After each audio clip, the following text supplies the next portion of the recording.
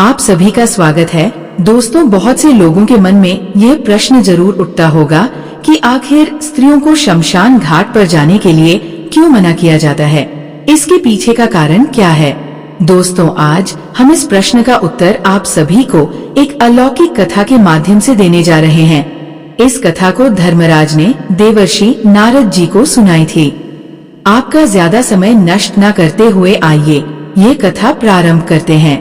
दोस्तों, वीडियो शुरू करने से पहले कृपया अधिक शुभकामनाओं के लिए चैनल को सब्सक्राइब कर लें। तो शुरू करते हैं आज की वीडियो। एक बार की बात है, नारायण भक्त देवर्षि नारद जी नारायण नारायण का जाप करते हुए यमलोक में पधारते हैं। नारद जी को आता हुआ देखकर यमराज बहुत प्रसन्न हो जाते हैं और नारद जी से कहते हैं, हे ब्रह्मानंद, यमलोक में आपका स्वागत है। कहिए, आज किस प्रयोजन से यमलोक में आना हुआ। अवश्य ही आप कोई महत्वपूर्ण समाचार लेकर आए होंगे। यमराज के मुख से ये बात सुनकर देवर्षि नारद जी हाथ जोड़ते हुए कहते हैं, हे सूर्य तनय, हे दंड धारक, मैं आपको सर्वप्रथम प्रणाम करता हूँ। आज मैं आपके पास कोई समाचार लेकर नहीं आया हूँ। मैं तो आपके पास अपनी एक शंका लेकर आया हूँ। कृपया आप मेरी इस शंका का निवारण कीजिए और मेरे इस व्याकुल मन को शांत कीजिए। तभी धर्मराज मंद मुस्कान के साथ बोले, हे ब्रह्मानंदन, आपके मन में जो भी प्रश्न है आप निसंकोच होकर पूछिए। मैं अवश्य ही आपकी शंका का समाधान करूंगा। फिर देवर्षि नारद जी कहते हैं, हे सूर्य तनय धर्मराज, मेरा पहला प्रश्न ये है कि मनुष्य गरीबी से मुक्ति कैसे पा सकता है। और मेरा दूसरा प्रश्न है कि किस कारण से स्त्रियों का शमशान घाट जाना वर्जित है। देवर्षि नारद का प्रश्न सुनकर धर्मराज मुस्कुराते हुए बोले, हे देवर्षि, आज आपने समस्त मानव जाति के हित के लिए अत्यंत ही महत्वपूर्ण प्रश्न पूछा है। इस प्रश्न के उत्तर में समस्त मानव जाति का कल्याण छिपा हुआ है। हे देवर्षि, मैं आपके पहले प्रश्न का उत्तर एक महान कथा के माध्यम से देना चाहता हूँ। तत्पश्चात मैं आपके दूसरे प्रश्न का उत्तर दूंगा। आप इस कथा को ध्यान पूर्वक पूरा सुनना, तभी आपको आपके प्रश्न का उत्तर प्राप्त होगा। मित्रों, जो भी श्रोता गण इस कथा को पूरा सुनते हैं, उनके घर से दुख दारिद्रता का नाश हो जाता है और उन्हें गरीबी से छुटकारा मिल जाता है। मित्रों, कथा प्रारंभ करते हुए धर्मराज कहते हैं, हे देवर्षि, प्राचीन समय की बात है। दक्षिण देश में एक नगर था। उसमें दौलतराम नाम का एक धनवान सेठ रहता था। उसके घर में किसी चीज की कोई कमी नहीं थी। उसका व्यापार बहुत अच्छा चल रहा था। उसका परिवार बहुत खुश रहता था। सेठ अपनी पत्नी के लिए हर महीने बहुमूल्य गहने और आभूषण खरीदता था, जिसके कारण उसकी पत्नी उससे बहुत प्रसन्न रहती थी। लेकिन दोस्तों, सेठ की पत्नी बहुत ही भोली भाली थी।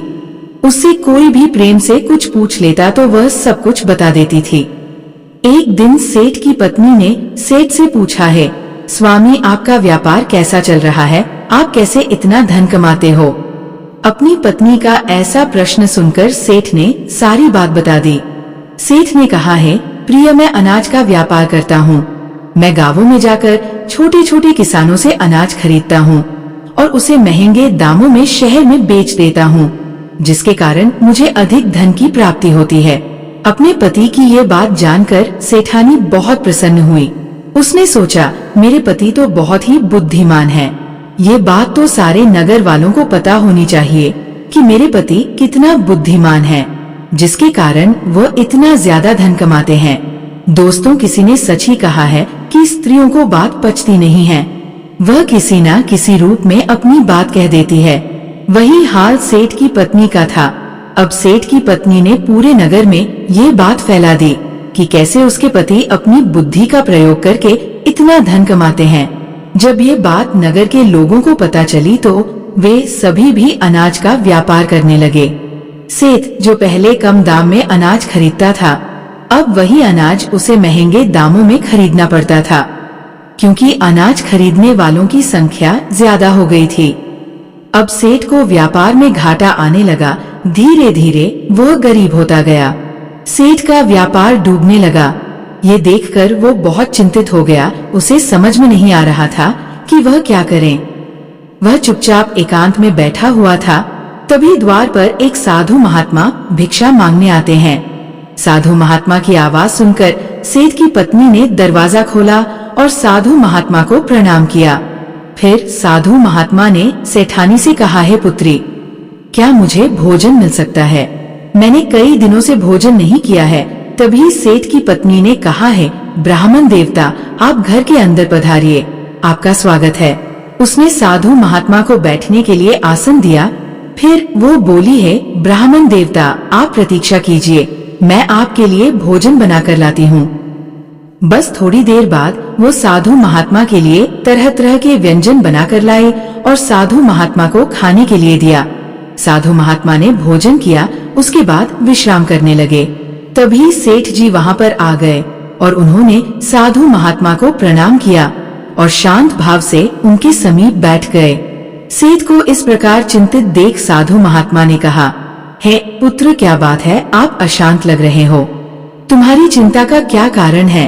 तभी सेठ ने कहा, है ब्राह्मण देवता, मेरा व्यापार बंद होने वाला है, क्योंकि नगर में बहुत से लोगों ने अनाज का व्यापार शुरू कर दिया है, जिसके कारण हमें व्यापार में घाटा आ रहा है, इसलिए मैं इतना चिंतित हूँ।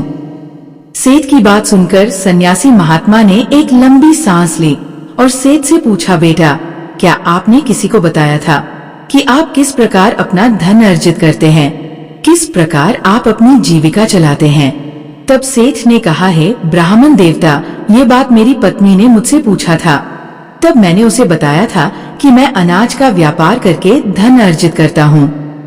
सेठ की बात सुनकर सन्यासी महात्मा पूरी बात समझ गए और सेठ से बोले, बेटा, आपने जीवन में बहुत बड़ी गलती कर दी है, आपको किसी से भी ये बात नहीं बतानी चाहिए थी, चाहे वह आपकी पत्नी ही क्यों ना हो। दोस्तों, आगे सन्यासी महात्मा कहते हैं, हे पुत्र, आज मैं तुम्हें एक कहानी सुनाता हूँ। इस कहानी के माध्यम से ये बताऊंगा कि चाहे कितने भी सगे संबंधी हो, उन्हें ये 3 बातें कभी नहीं बतानी चाहिए। यदि आप इन तीनों बातों का पालन करते हैं तो गरीबी आपके आसपास भी नहीं भटकेगी।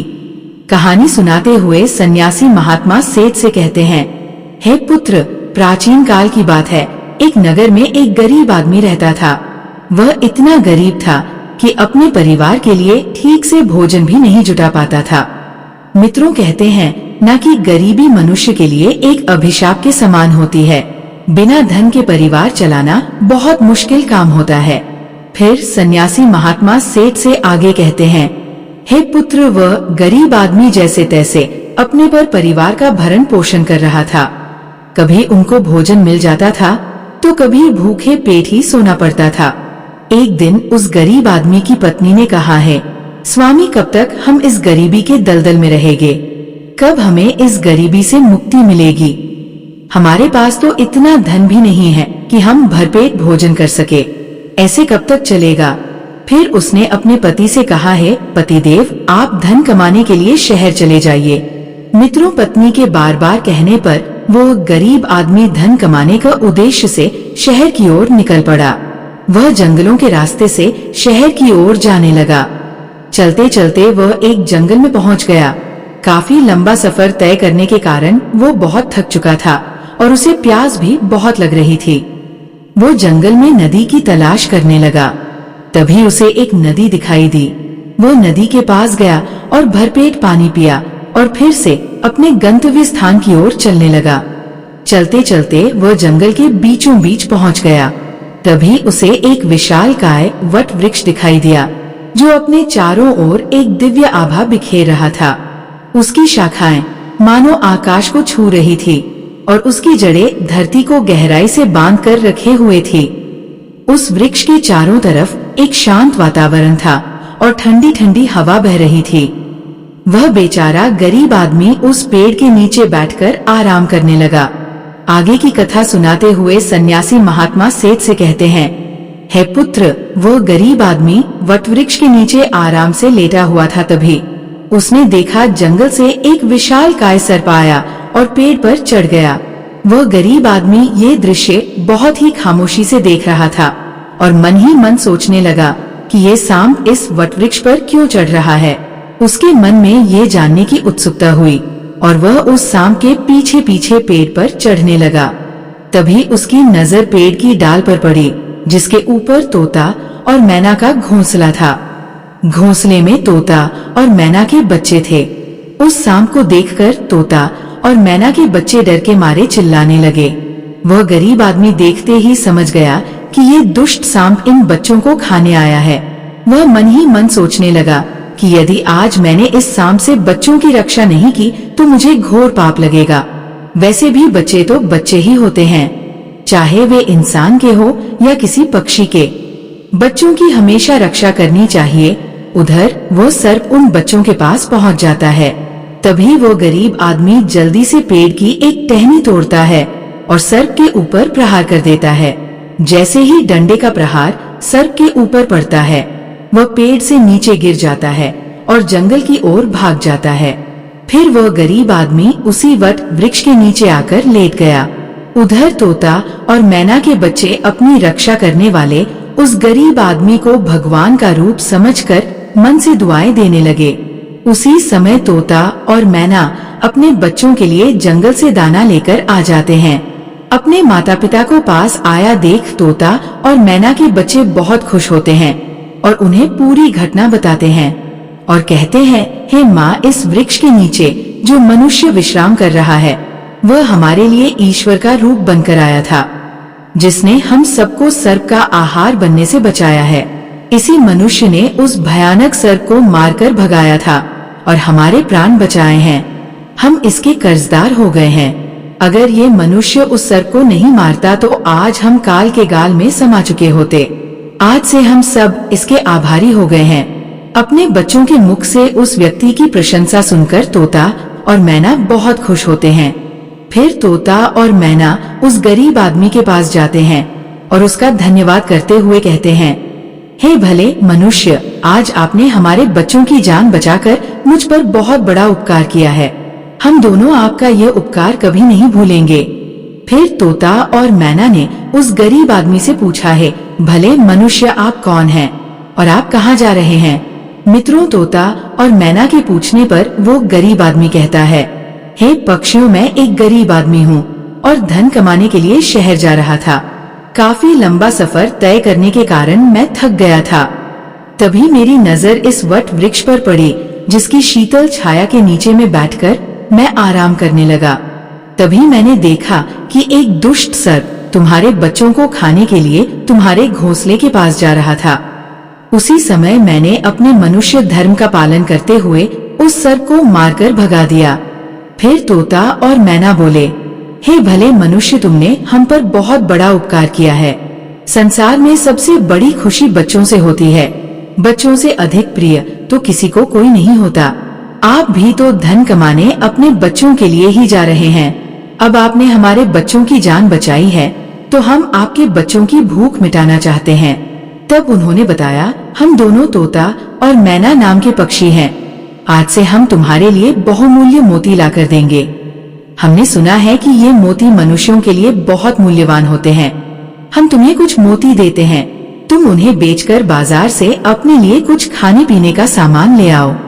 लेकिन बदले में आज से तुम यही रहकर हमारे बच्चों की देखभाल करते रहना। हम तुम्हें प्रतिदिन कीमती मोती लाकर देते रहेंगे। तोता और मैना की बात सुनकर वो गरीब आदमी बहुत खुश हो गया और सोचने लग, अगर हमें यही बैठे बैठे धन मिलेगा तो हमें इतनी दूर शहर जाने की क्या जरूरत। ये सोचकर उस गरीब आदमी ने तोता और मैना की बात मान ली। आगे की कथा सुनाते हुए सन्यासी महात्मा कहते हैं, हे पुत्र, वह गरीब आदमी तोता के द्वारा दिए हुए कुछ मोती लेकर बाजार गया और उन्हें बेचकर अपने खाने पीने का सामान खरीद लाया और उस वट वृक्ष के नीचे एक झोपड़ी बना ली और वही रहने लगा और तोता मैना के बच्चों की देखभाल करने लगा। अब तो तोता और मैना निश्चिंत हो गए। उन्हें उनके बच्चों की रक्षा करने के लिए एक विश्वास पात्र आदमी मिल गया था। अब तो वह बेफिक्र होकर सुबह सुबह अपने घोंसले से उड़ जाते थे और शाम को लौट कर आते थे। अपने बच्चों को घोंसले में सुरक्षित देखकर वे बहुत खुश होते थे और उस गरीब आदमी का धन्यवाद करते थे और बदले में उसे बहुमूल्य मोती लाकर देते थे। इस तरह से धीरे धीरे तोता और मैना के बच्चों की देखभाल करते करते उसे कई महीने बीत गए थे। इधर तोता और मैना के बच्चे भी धीरे धीरे बड़े हो गए। अब उस गरीब आदमी को अपनी पत्नी और बच्चों की याद आने लगी। फिर उसने एक दिन तोता और मैना से कहा, है पक्षियों, बहुत दिन हो गए हैं, मैं अपने घर नहीं गया, पता नहीं हमारी पत्नी और बच्चे कैसे और किस हाल में हैं। ये सुनकर तोता और मैना ने कहा, है भले मनुष्य, अब तुम निश्चिंत होकर अपने घर जाओ और अपने बच्चों के साथ रहो। हमारे बच्चे भी अब उड़ने के काबिल हो गए हैं, अब मुझे कोई भय नहीं है। तुम अपनी पत्नी और बच्चों की देखभाल करो। यदि कभी तुम्हें हमसे मिलने का मन करे तो तुम इसी स्थान पर आ जाना। मित्रों, इतना कहकर तोता और मैना उस गरीब आदमी को ढेर सारे मोती दे देते हैं। अब वो गरीब व्यक्ति उन मोतियों को अपने साथ लेकर अपने घर पहुंच जाता है। उसने वह मोती अपनी पत्नी को दिखाए। इतने सारे मोती एक साथ देखकर उसकी पत्नी बहुत प्रसन्न हुई। उसने पूछा, पतिदेव, तुम ये कीमती मोती कहाँ से लेकर आए हो? तब उस आदमी ने अपनी पत्नी से कहा, हे प्रिय, ये सारे मोती मुझे तोता और मैना ने दिए हैं। मैं कई महीने से एक तोता और मैना के बच्चों की देखभाल कर रहा था। बदले में उन्होंने मुझे ये बहुमूल्य मोती दिए हैं। ये मोती बहुत कीमती और अनमोल है। इन्हें बेचकर हम धनवान बन सकते हैं और इस गरीबी के अभिशाप से बाहर निकल सकते हैं। अब हम इन मोतियों को बेचकर अपने बच्चों के लिए अच्छे अच्छे वस्त्र लाएंगे और तुम्हारे लिए नए नए आभूषण बनवाएंगे। आगे सन्यासी महात्मा सेठ से कहते हैं, हे पुत्र, अब वह आदमी उन मोतियों को बेचकर बाजार से अपने घर का सारा जरूरी सामान ले आया और अपने लिए एक बहुत ही सुंदर घर बनवाया। फिर वह अपनी पत्नी और बच्चों के साथ आराम की जिंदगी जीने लगा। एक दिन उस राज्य के राजा रुद्रदेव की तबीयत अचानक खराब हो गई और वह एक गंभीर रोग से ग्रसित हो गया। राजा का इलाज करने के लिए दूर दूर से बड़े बड़े वैद्य हकीम राजा का इलाज करने के लिए आने लगे और अपने अपने तरीके से इलाज करना शुरू कर दिया, लेकिन राजा के स्वास्थ्य में कोई सुधार नहीं हुआ। फिर एक दिन राजकीय वैद्य ने कहा, महाराज, इसका एकमात्र इलाज यही है कि आपको किसी तोते के बच्चे का मांस मिल जाए तो आप बिल्कुल ठीक हो सकते हैं। वैद्य की ये बात सुनकर राजा रुद्रदेव ने अपने मंत्री को बुलाया और कहा, जाओ इसी समय राज्य में घोषणा करवा दो कि जो भी व्यक्ति राजा को तोता लाकर देगा उसे 100 स्वर्ण मुद्राएं उपहार में दी जाएंगी। राजा के आदेशानुसार मंत्री ने सारे राज्य में घोषणा करवा दिया कि जो भी व्यक्ति महाराज के लिए तोता लेकर आएगा उसे उपहार में 100 स्वर्ण मुद्राएं दी जाएंगी। ये बात पूरे राज्य में हवा की तरह फैल गई। नगर के लोग तोते की तलाश में इधर उधर जंगलों में जाने लगे, लेकिन किसी को भी तोता नहीं मिला। अंत में सबके हाथ में निराशा ही आई। दोस्तों, आगे की कथा सुनाते हुए सन्यास महात्मा सेठ से कहते हैं, हे पुत्र, एक दिन उस गरीब आदमी की स्त्री अपने पड़ोस में कुछ स्त्रियों के साथ बैठकर बात कर रही थी। तभी बातों ही बातों में उन सब के बीच तोते की चर्चा छिड़ गई। तभी एक स्त्री उस गरीब आदमी की पत्नी से बोली, बहन, क्या तुम्हें पता है कि राजा किसी गंभीर रोग से ग्रसित है, जिनके इलाज के लिए वैद्य ने एक तोता लाने के लिए कहा है। वैद्य के कहने पर राजा साहब ने तोते का बच्चा लाने का आदेश दिया है और साथ में ये भी कहा है कि जो भी तोते का बच्चा लेकर आएगा उसे वह 100 स्वर्ण मुद्राएं उपहार में देंगे। आगे वो कहती है, हे बहन, तोता लाना कोई आसान काम नहीं है। इतना ही आसान काम होता तो राजा के पास इतने सैनिक हैं, वह कब का ले आते।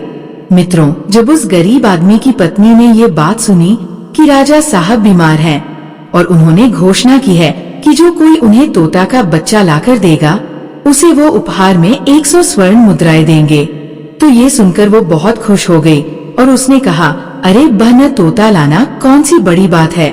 मेरे पति तो कई महीने तक तोता और मैना के बच्चों की देखभाल करके आए हैं, वह एक नहीं कई तोते ला सकते हैं। इतना कहने के बाद वह अपने घर चली गई। नगर की स्त्रियों ने जब उसकी ये बात सुनी तो उन्होंने अपने अपने पतियों से जाकर बताया। धीरे धीरे ये बात पूरे नगर में फैल गई। जब ये बात राजा रुद्रदेव को पता चली कि उनके राज्य में एक व्यक्ति है जो तोता और मैना के बच्चों की देखभाल करता था और वह उसके लिए तोता लेकर आ सकता है, तो राजा ने तुरंत अपने सैनिकों को आदेश दिया कि जाओ उस आदमी को पकड़कर मेरे सामने उपस्थित करो। राजा का आदेश पाकर राजा के सैनिक उस आदमी को पकड़कर राजा के सामने लाकर खड़ा कर देते हैं। राजा ने उससे क्रोधित होकर कहा, इतने दिनों तक तुमने मुझे तोता लाकर क्यों नहीं दिया? जाओ इसी क्षण तोता लेकर आओ। यदि तुम मेरे लिए तोता लेकर आओगे तो मैं तुम्हें उपहार दूंगा, परंतु तुमने छल करने की कोशिश की तो तुम्हें मृत्यु दंड की सजा मिलेगी। राजा की ये बात सुनकर वो आदमी घबरा गया और बोला, है महाराज, आप मेरे प्राण ले लो, पर मैं आपको तोता का बच्चा लाकर नहीं दे सकता। मैंने तो उनकी जान बचाई थी। एक रक्षक भक्षक कैसे बन सकता है? उसकी इस बात को सुनकर राजा रुद्रदेव उस पर क्रोधित होते हुए बोले, अगर तुमने हमारी बात नहीं मानी और तोता का बच्चा लाकर नहीं दिया तो हम तुम्हारी पत्नी और बच्चों को मरवा देंगे। आगे सन्यासी महात्मा सेठ से कहते हैं, हे पुत्र, मनुष्य सबसे ज्यादा कमजोर तब पड़ता है जब उसके बच्चों की सुरक्षा की बात आती है। ऐसे में वह कुछ भी करने को मजबूर हो जाता है। राजा की बात सुनकर वो गरीब आदमी बहुत घबरा गया। उसने सोचा कि अब मुझे किसी भी तरह तोते का बच्चा लाकर राजा को देना ही होगा। वह गुस्से में घर आया और अपनी पत्नी को डांटने लगा और बोला, तुमने ये क्या अनर्थ कर दिया? तुम्हें बिल्कुल भी समझ नहीं है हम क्या करते हैं और कहाँ जाते हैं। ये बात किसी को नहीं बतानी चाहिए, लेकिन तुमने तो ये बात नगर की स्त्रियों को बता दिया। तुम्हारी ये बात उस दुष्ट राजा रुद्रदेव तक पहुँच गई। तुम ही बताओ मैं क्या करूँ? जिस तोता और मैना के बदौलत आज हमें खाने को, भोजन, रहने को, नया घर और पहनने को अच्छे वस्त्र मिले हैं, जिनके कारण हम गरीबी के दलदल से बाहर निकले हैं, मैं उनके साथ इतना बड़ा धोखा कैसे कर सकता हूँ? तुमने ये बात उन महिलाओं को बताकर बहुत बड़ी भूल की है। फिर जब उसका गुस्सा शांत हुआ तो उसने अपनी पत्नी को समझाते हुए कहा, प्रिय, अपने घर की कुछ बातें दूसरों से कभी नहीं कहनी चाहिए। पहली बात, आपके घर में कितना धन है और आपकी कमाई का स्रोत क्या है, ये बातें दूसरों से कभी नहीं बतानी चाहिए। दूसरी बात, घर में आपसी प्रेम की बातें, पति पत्नी के प्रेम की बातें बाहर वालों के सामने नहीं करनी चाहिए। तीसरी बात, आपसी लड़ाई झगड़े, मतभेद, मान अपमान की बातें कभी दूसरों के सामने नहीं करनी चाहिए, वरना लोग हमारी गुप्त बातें जानकर, हमारी कमजोरी को समझकर हमारा फायदा उठाते हैं। चौथी बात, अपनी कमजोरी दूसरों के सामने ना बताएं और अपनी उन्नति का राज किसी को ना बताएं। जिन बातों के कहने से आपके परिवार पर दुख आ सकता है। मित्रों, आगे सन्यासी महात्मा सेठ से कहते हैं, हे पुत्र, इन बातों के अतिरिक्त मनुष्य को उन बातों को अपनी स्त्री से नहीं बतानी चाहिए जिन बातों से घर की मान प्रति प्रतिष्ठा नष्ट होती हो, परिवार पर संकट आता हो, किसी की जान जाती हो, परिवार में फूट पड़ती हो या आपके रिश्ते खराब होते हो। क्योंकि कहते हैं कि स्त्रियों के पेट में इस तरह की बातें पचती नहीं हैं। वह बहुत जल्दी प्रसन्न होकर दूसरों के सामने सब बातें बोल देती है। आगे सन्यासी महात्मा कहते हैं, हे पुत्र, वह गरीब आदमी अपनी पत्नी से बोला है, प्रिय, तुम्हारी यह एक गलती आज हमारे परिवार को मौत के मुंह में डाल रही है। यदि तुमने इस बात को छुपा लिया होता तो आज हम निर्भय होकर अपने घर में खुशहाल जीवन व्यतीत कर रहे होते। अब राजा की आज्ञा है, तोता का बच्चा लाकर राजा को देना ही पड़ेगा। यदि मैंने उनके आदेश की अवहेलना की तो वह पूरे परिवार को मृत्यु दंड दे देंगे। इस पाप के लिए भगवान मुझे कभी माफ नहीं करेंगे। जिन बच्चों की मैंने इतने दिन देखभाल करी, जिन्हें मैंने काल के गाल से बचाया, अब मैं उन्हें किस प्रकार मौत के मुंह में डाल सकता हूँ? तभी उसकी पत्नी कहती है, हे पतिदेव, अब तो जो होना था हो गया। अब हमें अपनी और बच्चों की जिंदगी बचानी है, इसलिए आपको ये पाप करना ही पड़ेगा। फिर वो गरीब आदमी बहुत ही उदास मन से लाचार होकर जंगल की ओर चल पड़ा, जहाँ वह तोते के बच्चों की देखभाल करता था। उधर जब तोता और मैना और उनके बच्चों ने उस गरीब आदमी को अपने पास आता हुआ देखा तो वे बहुत खुश होने लगे। अपने बच्चों को इतना खुश देखकर तोता और मैना कहने लगे, अरे बच्चों, तुम इतने खुश क्यों हो रहे हो? वह तो तुम में से किसी एक को लेने आ रहा है। तुम में से कौन है जो आज उसके साथ जाकर उसकी और उसके बच्चों की जान बचाएगा? फिर तोता कहता है कि बच्चों, लेकिन एक बात याद रखना, तुम में से जो भी उसके साथ जाएगा वह कभी लौटकर नहीं आएगा। वह नगर के राजा का भोजन बन जाएगा तभी तोते के एक बच्चे ने पूछा, पिताजी आप ऐसा क्यों कह रहे हैं? फिर तोता कहता है, बच्चों, इस राज्य का राजा किसी गंभीर रोग से पीड़ित है और वैद्य ने उसे तोते के बच्चे का मांस खाने को कहा है, इसलिए तुम में से किसी एक को वह लेने के लिए आया है। यदि तुम में से कोई उसके साथ जाने को तैयार है तो वह जा सकता है। तभी उनमें से एक बच्चा कहने लगा है, पिताजी उस आदमी ने ही हम सबकी जिंदगी बचाई है और आज वो आदमी बहुत बड़ी मुसीबत में है। ऐसे समय में हमें भी उसकी मदद करनी चाहिए, चाहे हमारी जान ही क्यों न चली जाए। हम उसके साथ जरूर जाएंगे। उधर वह आदमी उदास मन से उस वटवृक्ष के पास आता है और तोता मैना से दुखी मन से सारी व्यथा सुना देता है। उसकी बात सुनकर तोता मैना कहते हैं, हे भाई, आप चिंता ना करो, हमारे बच्चे तुम्हारे साथ जाने के लिए तैयार है। तुम इनमें से किसी एक को ले जाओ। अब वो गरीब आदमी दुखी मन से एक तोते के बच्चे को लेकर लौट आता है और सीधा राज महल में जाकर राजा को दे देता है। राजा उस तोते के बच्चे को एक पिंजरे में बंद करवा देता है और अपने नौकर से कहता है, जाओ इसे सुरक्षित स्थान पर रख दो, कल हम इसका मांस खाएंगे। राजा के कहे अनुसार नौकर उस तोते के बच्चे को सुरक्षित स्थान पर रख देता है। तभी अचानक से सन्यासी महात्मा चुप हो जाते हैं। फिर वो सेठ कहता है, हे मुनिवर, आप अचानक से चुप क्यों हो गए? आप आगे की कथा सुनाइए। ये कथा बहुत ही ज्ञान से परिपूर्ण है दोस्तों।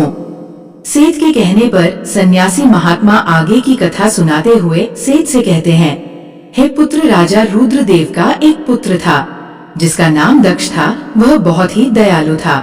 वह जीव जंतुओं और पशु पक्षियों से बहुत प्रेम करता था।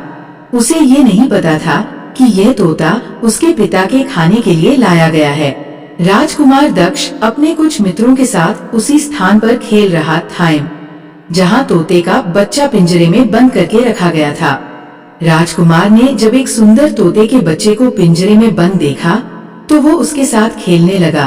तभी राजकुमार का एक मित्र कहता है, हे मित्र, तुम इस तोते को बाहर निकालो। यह कितना सुंदर तोता है, इसे पिंजरे में किसने बंद कर दिया? ये बिल्कुल भी उचित नहीं है। हम इसे स्वतंत्र कर देते हैं। अपने मित्र की बातें सुनने के बाद राजकुमार दक्ष ने पिंजरा खोल दिया। पिंजरा खुलते ही तोते का बच्चा आकाश में उड़ गया। जब ये बात राजा रुद्रदेव को पता चली कि राजकुमार दक्ष ने तोते को स्वतंत्र कर दिया है और अब उसके प्राण बचाना बहुत ही मुश्किल है, ये सुनकर राजा को राजकुमार दक्ष पर बहुत गुस्सा आया। उन्होंने तुरंत राजकुमार को बुलाया और क्रोधित होकर कहा, अरे दुष्ट, तूने उस तोते के बच्चे को क्यों छोड़ दिया? तुझे पता भी है वह कितनी मुश्किल से मिला था। अपने पिता को क्रोधित देखकर राजकुमार बहुत घबरा गया और बोला, पिताजी मुझे क्षमा कर दीजिए। मुझे नहीं पता था कि वह पिंजरे से बाहर आते ही उड़ जाएगा। मुझे तो उसके साथ खेलना था। अपने पुत्र की ये बात सुनकर राजा को और गुस्सा आ गया और उन्होंने उसे राज्य से बाहर निकाल दिया। राजा का आदेश पाकर सैनिक राजकुमार को नगर की सीमा से बाहर छोड़ देते हैं। उधर वो तोते का बच्चा उड़कर अपने माता पिता के पास पहुंचता है और उन्हें सारी बात बताता है कि राजा के बेटे ने उसे आजाद कर दिया है। तोता और मैना ने जब अपने बच्चे को देखा तो कहा, बेटा, राजकुमार ने तुम्हें तो आजाद कर दिया, लेकिन वो स्वयं संकट में फंस गया है। उसके दुष्ट पिता ने उसे राज्य से बाहर निकाल दिया है। अब उसके देखभाल की जिम्मेदारी तुम्हारे ऊपर है। तुम जाओ और उसकी मदद करो। अपने माता पिता के कहने पर तोते का बच्चा राजकुमार की मदद करने के लिए उसके पास पहुंच जाता है। राजकुमार उसे देखते ही पहचान लेता है, ये तो वही तोता है जिसे मैंने पिंजरे से आजाद किया था। राजकुमार कहता है, तुम्हारी वजह से मुझे मेरे पिता ने नगर से निकाल दिया है। अब तुम ही बताओ मैं क्या करूं, कहां जाऊं? तभी तोते का बच्चा कहता है, हे राजकुमार, तुम चिंता मत करो। तुमने मेरी जान बचाई थी, इसीलिए मैं तुम्हारी मदद करने के लिए आया हूँ। ये सुनकर राजकुमार दक्ष बहुत प्रसन्न हो जाता है। फिर वो तोता और राजकुमार दूसरे नगर की ओर चल देते हैं। चलते चलते वह दोनों दूसरे नगर में जा पहुँचते हैं। तभी उन्हें एक सुंदर बगीचा दिखा और वह दोनों फल खाने के लिए बगीचे में जा पहुँचे। उसी बगीचे में वहाँ के राजा की पुत्री भी अपनी सहेलियों के साथ घूमने आया करती थी।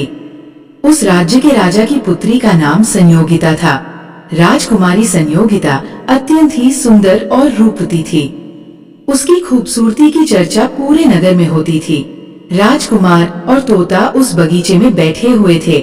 तभी वहाँ राजकुमारी संयोगिता अपनी सहेलियों के साथ बगीचे में घूमने आती है। राजकुमारी को देखकर राजकुमार दक्ष वृक्ष के पीछे छुप जाता है और वह तोता राजकुमारी के सामने पहुँच जाता है। राजकुमारी उस सुंदर तोता को देखकर उस पर मोहित हो जाती है। वह उसे पकड़ना चाहती है, लेकिन तोता उसकी पकड़ में नहीं आता। राजकुमार दक्ष पेड़ के पीछे से ये सब देख रहा था। जब उसने राजकुमारी को देखा तो वह उस पर मोहित हो गया। कुछ समय बगीचे में टहलने के बाद राजकुमारी संयोगिता अपने महल में लौट जाती है। इधर राजकुमार पूरी तरह से राजकुमारी के ख्यालों में डूब गया। उसे कुछ भी अच्छा नहीं लग रहा था। उसने ये बात तोते से बताई तो उस तोते ने कहा, हे राजकुमार, आप चिंता मत करिए, मैं तुम्हें राजकुमारी से मिलवा दूंगा। फिर राजकुमार ने तोते से कहा है, मित्र, तुम मुझे किसी भी तरह उस राजकुमारी से मिला दो, मैं उसके बिना अब एक पल भी नहीं रह पाऊंगा। फिर तोता बोला है, राजकुमार धैर्य रखिए, मैं अभी पता लगा कर आता हूँ कि राजकुमारी कहाँ रहती है और तुम उससे कैसे मिल सकते हो। इतना कहकर वो तोता महल की ओर उड़ जाता है। मित्रों, राजकुमारी के महल में चारों तरफ सैनिक तैनात थे, लेकिन तोता उड़ता हुआ ऊपर से जाता है और जाकर राजकुमारी के कक्ष के बाहर बैठ जाता है। तोता वहाँ से सब नजारा देखता है और सारी बात आकर राजकुमार को बताता है कि हे राजकुमार, महल में जाकर राजकुमारी से मिलना बहुत मुश्किल है, क्योंकि राजकुमारी के आसपास सैनिकों का बहुत ही कड़ा पहरा है। फिर वह तोता कहता है, हे राजकुमार, आप अपने हाथ का कड़ा मुझे दे दो, मैं तुम्हारा कड़ा आज राजकुमारी के पास पहुंचा दूंगा और उसकी चुनरी ले आऊंगा। मित्रों, तोते के कहने पर राजकुमार ने अपने हाथ का कड़ा तोते को दे दिया। तोता राजकुमार का कड़ा लेकर रात में राजकुमारी के पास रखाता है और राजकुमारी की चुनरी साथ ले जाता है। सुबह जब राजकुमारी संयोगिता जागती है तो देखती है कि उसकी चुनरी गायब है और उसके पास एक हाथ का कड़ा रखा हुआ है।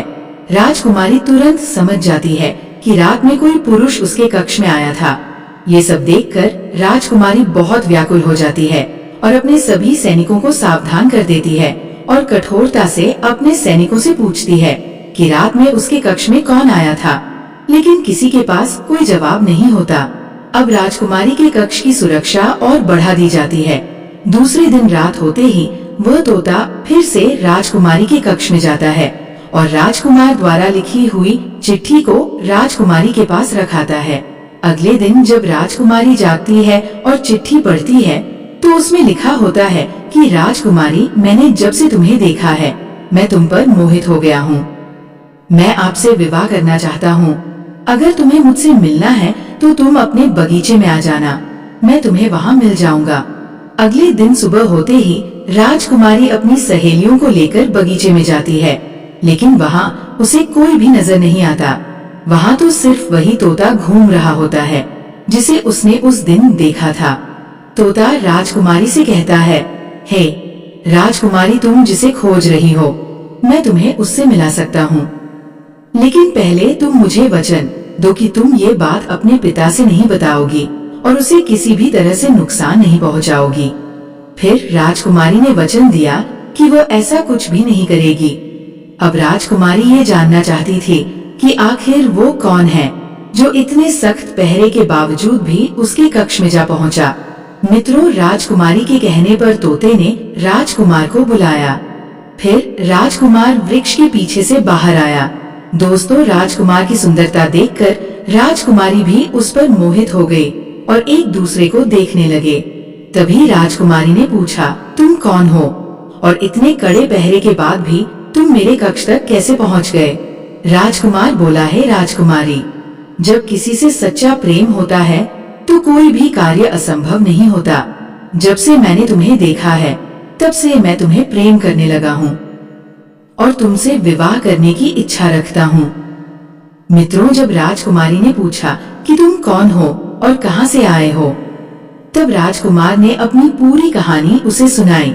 राजकुमार की कहानी सुनने के बाद राजकुमारी के मन में उसके लिए सहानुभूति हो गई। अब तो रोजाना राजकुमारी संयोगिता उस राजकुमार से मिलने उस बगीचे में आया करती थी। एक दिन राजकुमारी ने कहा है, राजकुमार, मेरे पिता तुम्हारे साथ मेरा विवाह कभी नहीं करेंगे, इसलिए मैं तुम्हारे साथ भाग चलती हूँ और कहीं दूसरी जगह चलकर हम अपना विवाह कर लेंगे और आनंद पूर्वक रहेंगे। राजकुमारी के कहने पर राजकुमार दक्ष उसे अपने साथ लेकर दूसरे राज्य में चले जाते हैं और गंधर्व विवाह करके एक दूसरे के साथ रहने लगते हैं। दोनों को साथ रहते काफी समय बीत जाता है। एक दिन उनकी झोपड़ी में किसी तरह से आग लग जाती है और उसी आग को बुझाने के चक्कर में उस तोते का एक पंख जल जाता है। फिर वह तोता राजकुमार से कहता है, हे राजकुमार, अब आप अपने राज्य चले जाइए। अब आपके पिता का गुस्सा भी शांत हो चुका होगा। अब आपके पिता आपसे कुछ नहीं कहेंगे। जब वह आपको अपनी बहू के साथ देखेंगे तो वह आपको माफ कर देंगे। मेरा तो एक पंख जल गया है, मैं अब उड़ नहीं सकता, इसलिए मैं कुछ दिन तक यही रहकर अपने नए पंख आने का इंतजार करता हूँ। जब मेरा पंख दोबारा से आ जाएगा तो मैं आपसे मिलने के लिए जरूर आऊंगा। तोते के कहने पर राजकुमार और राजकुमारी उदास मन से तोते को अकेला छोड़कर अपने नगर के लिए चल देते हैं। चलते चलते रास्ते में उन्हें एक नदी मिली। उस नदी पर एक नाविक नाव चलाता था। राजकुमार अपनी पत्नी को लेकर नाव में बैठ जाता है। जैसे ही नाव नदी के बीच में पहुंचती है तो राजकुमार देखता है कि एक चूहा पानी से बचने के लिए बार बार नाव पर चढ़ रहा था, लेकिन वो नाविक उसे हटाकर नदी में गिरा देता था। कई बार उस चूहे को नाविक ने हटा दिया। तभी राजकुमार ने कहा, अरे भाई, ये बेचारा इस प्रकार से तो जल में डूबकर मर जाएगा। यह अपने प्राणों की रक्षा करने के लिए इस नाव पर चढ़ रहा है, इसे चढ़ जाने दो। जब राजकुमार ने नाविक से कहा इस चूहे को नाव पर चढ़ जाने दें, तो राजकुमार के कहने पर उस नाविक ने उस चूहे को अपनी नाव पर चढ़ जाने दिया। जैसे ही चूहा नाव के अंदर गया, वो अंदर जाकर छुप गया। थोड़ी देर बाद उन्होंने देखा कि नाव के अंदर धीरे धीरे पानी आने लगा, क्योंकि उस चूहे ने नाव को काटकर उसमें छेद कर दिया था, जिससे नाव में पानी भरने लगा।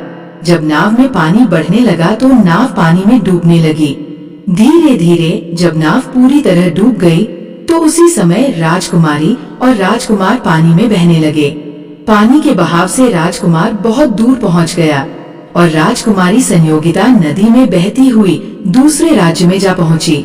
उसी समय बगीचे का माली पेड़ों को सींचने के लिए पानी नदी से भरकर ला रहा था। जब उसने सुंदर लड़की को देखा तो वह भागकर महल में जाता है और राजा को ये खबर देता है। राजा जब सुंदर लड़की को देखता है तो वह उस पर मोहित हो जाता है और उस राजकुमारी को अपने महल में ले आता है और राज्य वैद्य से उसका इलाज करवाता है। कुछ दिन बीतने के बाद जब राजकुमारी ठीक हो जाती है तो एक दिन वह देखती है कि राजा उसके करीब खड़ा है। राजा पहले ही राजकुमारी संयोगिता के चेहरे को घूर कर देख रहा था, क्योंकि वह राजकुमारी के रूप पर मोहित हो चुका था और उससे विवाह करना चाहता था। दोस्तों, उस राजा ने राजकुमारी से कहा है, सुंदरी, तुम्हारा इस दुनिया में अब कोई नहीं है, अब तुम हमारी पत्नी बन जाओ, तुम हमारी रानी बन जाओ और हमारे महलों में बड़े आराम के साथ रहो। राजकुमारी संयोगिता सुंदर तो थी ही, साथ में बहुत ही बुद्धिमान भी थी। उसने अपने मन में विचार किया कि यदि वह इस समय राजा को विवाह करने से मना करती है तो राजा उसके साथ जबरदस्ती करेगा। इसलिए उसने राजा से कुछ दिनों के लिए समय मांग लिया और बोली है, महाराज, मुझे कुछ दिन का समय चाहिए, उसके बाद मैं आपके साथ विवाह कर लूंगी। अब राजकुमारी उसी राजा के महल में रहने लगी और गरीब असहाय लोगों को भोजन करवाने लगी। उधर राजकुमार दक्ष अपनी पत्नी से बिछड़ने के बाद इधर उधर भटक रहा था। फिर एक दिन संयोग वश वह उसी राज्य में जा पहुंचा जहां उसकी पत्नी रहती थी। उस समय राजकुमारी गरीबों को भोजन करा रही थी। राजकुमारी ने जब राजकुमार दक्ष को देखा तो वह उसे देखते ही पहचान गई और उसकी आंखों में आंसू आ गए। राजकुमारी ने राजकुमार को एकांत में बुलाया और सारी सच्चाई बताई। उसने कहा है स्वामी, आप यहाँ आराम से रहिए और इस राजा की नौकरी कीजिए। जब हमें मौका मिलेगा तब हम यहाँ से भाग चलेंगे। मित्रों, राजकुमार दक्ष ने राजकुमारी की बात मान ली और राजा का नौकर बनकर महल में रहने लगा। वह राजकुमारी संयोगिता की सहायता करने लगा और गरीबों को भोजन परोसने लगा। लेकिन राजा को ये नहीं पता था कि राजकुमार उसका पति है। राजा तो उसे अपना नौकर समझता था। इधर राजकुमार दक्ष राजकुमारी संयोगिता के साथ पक्षियों को दाना डालता था। एक दिन वही तोता राजकुमारी के यहाँ दाना चुगने आया। अब उसके नए पंख निकल आए थे। जब वह दाना चुगने आया तो वह राजकुमार और राजकुमारी को पहचान गया।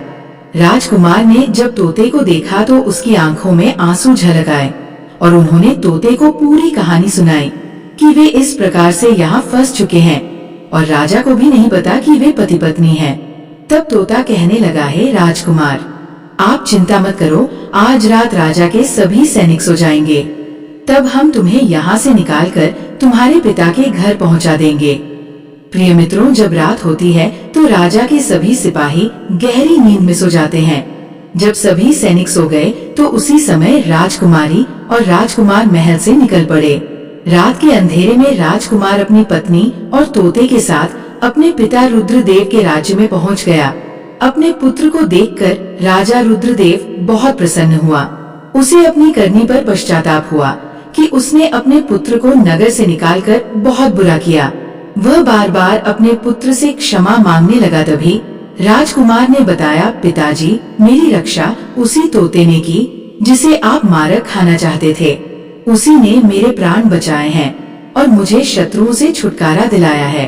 राजकुमार के मुख से तोते की बात सुनकर राजा बहुत प्रसन्न हुआ और उसी दिन से राजा ने प्रण किया कि आज से हमारे राज्य में कोई भी पशु पक्षियों को नहीं मारेगा और सभी लोग उन्हें दाना देंगे। दोस्तों, आगे वह सन्यासी महात्मा सेठ से कहते हैं, हे पुत्र, इस प्रकार कुछ बातें बताने पर जीवन में घोर संकट आ सकता है। इसलिए ये 3 बातें किसी को भी नहीं बताना चाहिए। जैसे आपने अपनी पत्नी को बताया कि आप किस प्रकार धन अर्जित करते हैं और आज आपका व्यापार खतरे में है। सेठ को अपनी गलती का एहसास हुआ और उन्होंने अपनी पत्नी को समझाया। तभी धर्मराज देवर्षि नारद जी से कहते हैं, है देवर्षि नारद जी, इस कथा को सुनने के बाद आपको आपके पहले प्रश्न का उत्तर मिल गया होगा। अब मैं आपके दूसरे प्रश्न का उत्तर देता हूँ कि किस कारण से स्त्रियों का शमशान घाट जाना वर्जित है। दोस्तों, यमराज कहते हैं, है देवर्षि, महिलाओं का स्वभाव बहुत ही संवेदनशील और करुणामय होता है और अंतिम संस्कार के समय वातावरण अत्यंत ही गंभीर और दुखम होता है, जिसे देखकर स्त्रियां व्यथित हो सकती है और रोने लगेंगी, जिससे मृत व्यक्ति की आत्मा को दुख पहुंचता है। आगे यमराज कहते हैं, हे देवर्षि, मृत्यु तो काल का एक समय चक्र है और शमशान घाट को सकारात्मक और नकारात्मक शक्तियों से युक्त स्थान माना जाता है, जहां तांत्रिक और दैवीय क्रियाएं दोनों संपन्न होती है। यदि उस समय स्त्रियां शमशान घाट में उपस्थित रहेगी तो वह डर सकती हैं और उनके ऊपर नकारात्मक ऊर्जाओं का प्रभाव पड़ सकता है, क्योंकि पुरुषों की अपेक्षा महिलाओं का हृदय कोमल होता है, जिससे वह डर सकती है और नकारात्मक ऊर्जाएं शीघ्रता से उन पर हावी हो सकती है और उन्हें मानसिक आघात हो सकता है। उनकी शारीरिक और मानसिक स्थिति प्रभावित हो सकती है। दोस्तों, आगे धर्मराज कहते हैं, हे देवर्षि, अब आपको आपके सभी प्रश्नों के उत्तर मिल गए होंगे। तभी देवर्षि नारद जी कहते हैं, हे सूर्यतनय, हे धर्मराज, आपके मुख से ये ज्ञान से परिपूर्ण जानकारी पाकर मैं धन्य हो गया। मैं इस ज्ञान को तीनों लोकों में प्रकाशित करूंगा। दोस्तों, आशा करते हैं आपको ये ज्ञान से परिपूर्ण कथा अच्छी लगी होगी। आपको ये कथा पसंद आई हो तो कमेंट में जय श्री हरि विष्णु, जय भोलेनाथ अवश्य लिखें। आप सभी का बहुत धन्यवाद।